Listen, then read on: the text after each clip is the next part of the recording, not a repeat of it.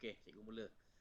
Baik, sebelum ni minggu lepas, bukan minggu lepas, minggu lepas lah, kita dah belajar tentang tengok buku teks yang sebelum ni tentang masa silam dan ruang dalam sejarah. Kita dah belajar tentang dekad, iaitu jangka masa 10 tahun, abad, 100 tahun, alaf, 1000 tahun. Di samping itu kita juga belajar tentang sebelum Masihi, SM, dan juga selepas Masihi. Di mana Masihi ini merujuk kepada kelahiran Nabi Isa. Okey, tutuplah gaji sikit. Okey, maknanya ini SM, ini di mana Nabi Isa belum dilahirkan, dan ini ialah M, Masihi. Ini apa-apa yang berlaku selepas ini ialah selepas kelahiran Nabi Isa. Jadi sekarang ni tahun 2022, bermakna telah berlalu 2022 tahun selepas kelahiran Nabi Isa. Tapi sebenarnya ini bukanlah tarikh lahir Nabi Isa yang sebenar. Ini cuma digunakan untuk rujukan saja. Tarikh lahir sebenar Nabi Isa kita tak tahu. Ini kita ambil daripada kalender Gregori ataupun kalender orang-orang Kristian kita gunakan. Dan orang Islam dari kalender kita sendiri, iaitu kalender Hijrah. Okey. Di samping itu kita juga belajar tentang era. Kalau dekad 10 tahun, abad 100 tahun, era ni dia tidak ada ruang masa. Okey, era ni boleh jadi 10 tahun, 20 tahun, 30 tahun, 100 tahun, mungkin juga ribuan tahun. Ada satu era sehingga 1 bilion tahun. Okey, jadi itu bagaimana masa-masa ni dibahagikan mengikut dalam sejarah. Ini nota patutnya kamu dah buat. Nanti minggu depan cikgu akan semak bila kita bersemuka. Okay, jadi hari ini kita akan belajar tentang sumber sejarah. Okay, daripada mana kita dapat sumber sejarah? Macam mana kita tahu sejarah ni berlaku seperti yang kita belajar? Contohnya, kita akan belajar nanti tentang manusia-manusia purba. Manusia zaman batu. Okay, jadi daripada mana sumber? Macam mana kita tahu orang zaman batu ni hidup di mana, apa, dia duduk di mana, dia makan apa, dia cara hidup dia macam mana.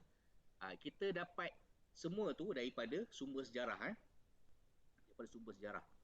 Okay, kita juga boleh tahu contohnya dalam kita ada cerita pasal Hang Tuah, cerita pasal Sultan Melaka, ada lagi cerita-cerita zaman perjuangan kemerdekaan, zaman Tunku Abdul Rahman, macam mana dia mendapatkan kemerdekaan daripada British contohnya. Kita juga belajar tentang zaman Jepun. Okey, daripada mana kita dapat cerita-cerita ni? Mesti ada sumber dia. Dan ini kita panggil sebagai sumber sejarah. Okay, sumber sejarah ni ialah daripada mana kita dapat cerita tersebut. Okay. Jadi sumber sejarah ni terbagi pada dua, iaitu sumber primer, sumber yang utama lah, sumber yang asli. Sumber primer ni adalah sumber yang belum diolah ataupun belum diterbitkan. Ianya bersifat asli. Bermaksudnya dia ni tidak disalin, tidak dikopi semula, tidak ditulis. Ianya bersifat, kalau kita jumpa sesuatu contohnya tulang, ataupun alat-alat mangkuk tembikar daripada zaman batu dahulu, itulah sumbernya. Tidak ada orang salin, fotostat dan sebagainya. Maknanya ini asli, dan ini mesti bersifat belum ditaksir. Okay, apa contoh bagi sumber primer ni? Pertama, fosil. Fosil ni ialah tinggalan seperti tulang zaman-zaman dahulu yang sudah menjadi batu. Itu fosil. Lepas tu kita ada artifak, bahan-bahan tinggalan. Contohnya, kalau datuk kamu ada tinggalkan jam tangan, buku nota, diary dan sebagainya. Ataupun kalau zaman-zaman dahulu mungkin ada catatan-catatan kitab-kitab zaman dahulu, tulisan-tulisan, penulisan syair dan sebagainya. Ini ditulis di atas kertas. Itu artifak. Mungkin juga mangkuk-mangkuk, manik-manik, rantai, mahkota dan sebagainya. Itu artifak. Boleh juga jadi daripada bukan artifak. Selain daripada artifak, surat menyurat, itu bukan artifak. Batu bersurat. Orang dahulu dia tak tulis catatan di atas buku, dia tulis di atas batu bersurat. Kalau dia sampai di satu tempat, Nak catat kehadiran dia akan tulis pada batu. Okey. Dia tak ada buku, tak ada kitab zaman dulu, dia guna pada batu saja. Ini pun boleh jadi sumber sejarah yang primer. Keterangan lisan, ni cerita daripada datuk ataupun nenek kamu lah, ataupun cerita daripada mak ayah kamu sendiri tentang apa yang berlaku. Okey. Boleh jadi juga dokumen rasmi. Okey. Surat-surat perjanjian yang ada ditandatangani. Okey, manuskrip, apa-apa bahan bercetak atau bertulis yang tinggalan zaman dahulu. Fail rasmi jabatan, surat-surat, fail-fail yang wujud, yang boleh dijadikan rujukan. Surat peribadi, okey, mungkin datuk kamu ke ataupun nenek kamu ada tulis surat, itu pun dikira sebagai sumber primer. Dan juga diary. Diary ni ialah misal kata kita nak kaji tentang Datuk Tunku Abdul Rahman lah. Okay, dia ada tulis diary. Jadi kita ambil diary itu, dia akan menjadi sumber primer tentang kehidupan Tunku Abdul Rahman. Okay, itu adalah sumber primer. Sumber yang utama. Ingat lagi apa dia punya bentuk-bentuk dia? Apa dia katakan sumber primer? Belum diterbitkan atau diolah, bersifat asli dan belum ditafsir. Okey, itu dah habis sumber primer. Sekarang kita lihat sumber sekunder, sumber kedua. Sekunder ni maksudnya kedua. Primer ni maksud dia utama. Okay. Sumber kedua ni boleh jadi bahan-bahan yang telah diolah dan diterbitkan. Contohnya buku teks. Buku teks bukan sumber primer. Ianya adalah sumber sekunder. Sebab kalau kamu tengok dekat depan buku teks tu ada senarai nama penulis kan. Itu maknanya dia dah kaji, dia dah olah dan terbitkan buku supaya kamu boleh baca.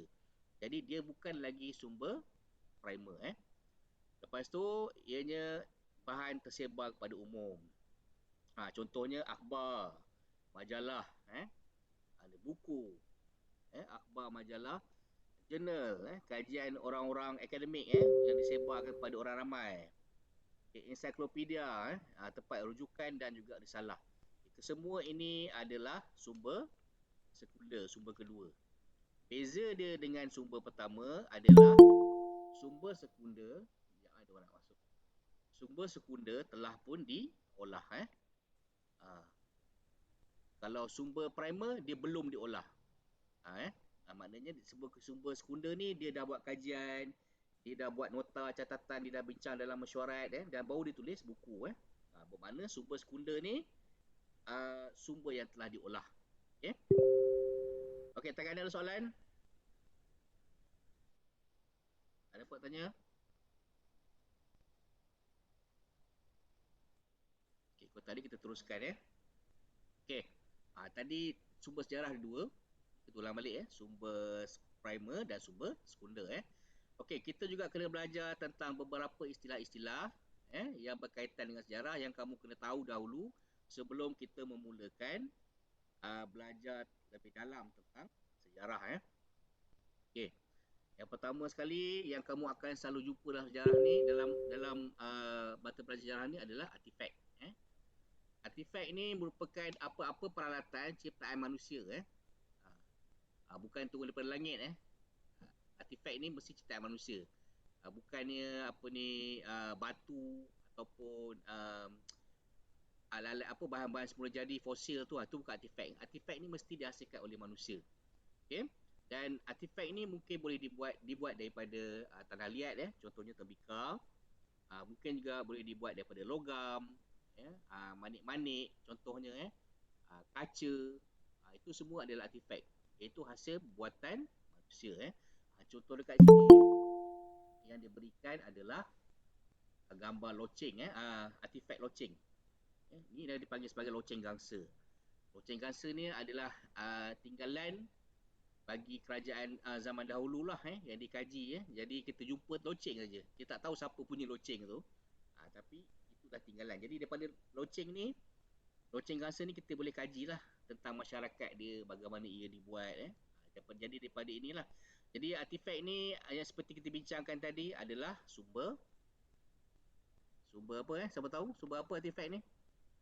Primer ke sekunder? Primer. Betul, sumber primer. Sebab apa? Sebab ianya belum diolah. sumber primer belum diolah. Ini adalah asal. Tak, kalau loceng gangsa ni kamu tengok dan kamu salin, kamu buat semula dalam digunakan tanah liat, ia bukan lagi sumber primer. Sumber primer ni adalah sumber yang asal. Okey. Dan juga boleh jadi bukan artifak. Pertanyaan pertama tadi, artifak ni lah bukan artifak. Okey.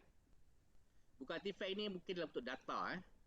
Masa kata data permukaan tanah, data cuaca, data struktur muka bumi. Itu bermakna dia bukan artifak lah. Dia bukan benda yang kita boleh pegang dan rasa dengan tangan. Tak boleh. Jadi bukan artifak ni kita tengok balik, kaji tentang cuaca 1000 tahun dahulu. Macam mana keadaan cuacanya. Ataupun permukaan tanah dia, adakah dia berbukit. Sekarang ni kita tengok kawasan permukaan tanah di kawasan tanah kita ni rata kan. Boleh buat sawah, boleh buat parit dan seliran sebagainya. Tapi 1000 tahun dahulu mungkin lain. Jadi itu kita panggil data. Dan data ni adalah bukan artifak. Okay. Sama juga seperti artifak tadi, bukan artifak ni boleh jadi sumber primer juga. Dan kemudian ensiklopedia. Ensiklopedia ni adalah sumber apa? Siapa tahu? Sumber apa? Ensiklopedia. Sekunder. Okey, betul. Sumber sekunder. Siapa jawab tadi? Cik tak pasal nama. Okey, sumber sekunder. Saya. Okey, siapa Pak An? Nama saya Umi Umair. Umi. Okey. Okey, tanda air betul sumber sekunder. Maksudnya apa? Sumber sekunder ni sudah diolah. Cik apa ni gambar-gambar tadi dah diambil gambar, dia ada kajian daripada mana, lepas tu dia tulis buku. Itu adalah sumber sekunder. Dari ke sini kita kenali sebagai ensiklopedia. Ensiklopedia ni macam buku teks lah. Kita boleh baca, boleh tengok, boleh tengok gambar, cari maklumat, boleh dapatkan data sebagainya. Okey. Jadi ensiklopedia ni ialah tempat rujukan dan ianya sama macam buku teks, sumber sekunder. Okey. Cuba tengok ni. Klasifikasikan bahan berikut kepada sumber primer atau sumber sekunder. Okey, yang pertama ni sumber apa? Siapa tahu? Yang pertama ni sumber apa? Siapa boleh jawab?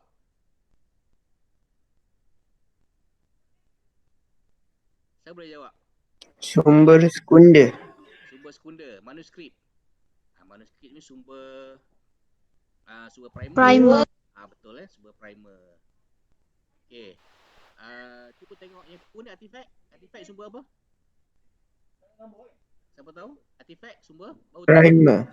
Betul. Primer. Primer. Okey, betul, sumber primer. Ensiklopedia. Sumber Sekunder. Sekunder. Sekunder. Bagus, semua pada pandai tu ni. Sekunder maksudnya apa? Dah diolah, dah dibuat kajian kan. Okey. Rangka manusia. Apa tahu? Primer. Primer. Yeah, Primer. betul. Primer. Kenapa dia primer? Sebab dia sumber yang Kenapa? Sebab dia sumber yang siapa tahu? S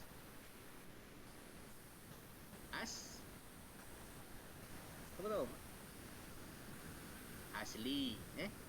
Sebab dia sumber yang asli. Tak ada orang boleh salin rangka manusia ni. Dia memang yang asal. Jadi dia bukan lagi sumber. Dia bukan sumber sekunder, dia sumber primer. Okey, jimat masa sikit. Okey. Buku biografi ni sumber sekunder, diary sumber primer dan jurnal sumber sekunder. Jadi biografi ni apa tadi? Sekunder. Diary primer sebab yang menulis ni ialah orang-orang yang terkaji tu sendiri. Dan jurnal sekunder. Okey, itu saja untuk hari ni. Terima kasih sebab hadir. Nanti cikgu akan share rakaman ni dalam grup kamu lah. Kalau ada apa-apa masalah, nanti boleh tanya cikgu, boleh PM cikgu. Jadi cikgu nak kamu buat nota untuk bab ni. Boleh? Boleh? Buat nota sikit, buat macam cikgu buat hari tu.